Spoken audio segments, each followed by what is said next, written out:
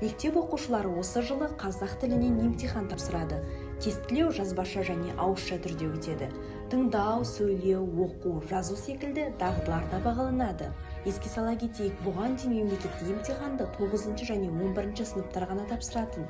Биылдан бастап 5 сыныптан 8 сыныпқа дейін және 10 сыныптар сыныптан сыныпқа көшу мақсатында емтихан тапсыратын болады. Оқу жылының соңына дейін емтиханға дайындық барысы жол картасы негізінде келесідей іс-шараларды өткізу арқылы жүзеге асады.